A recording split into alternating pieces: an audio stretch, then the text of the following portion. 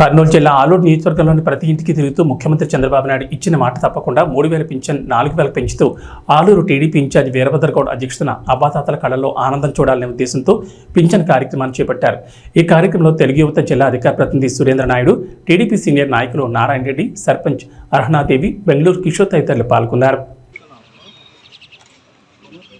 7,000 ఉన్నాయమ్మా, 7,000 మీకు 4,000 పెన్షన్, 3,000 3 నెలల నుంచి ఇచ్చే బకాయి మొత్తం 7,000 ఇచ్చినారు.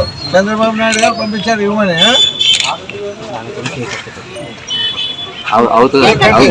స్వయాన ఉదయం 6 గంటలే మంగళగిరిలో పెనమాక అనే గ్రామంలో ఇంటింటికి పెన్షన్ పంపించిన ఘనత ఈసారి. భారతదేశంలో ఏ ముఖ్యమంత్రి కూడా ఇలా పెన్షన్ పెంచక ఇంటికి 6 గంటలకు పోలే. ఈ రోజు అందరూ కూడా మరి అదేవిధంగా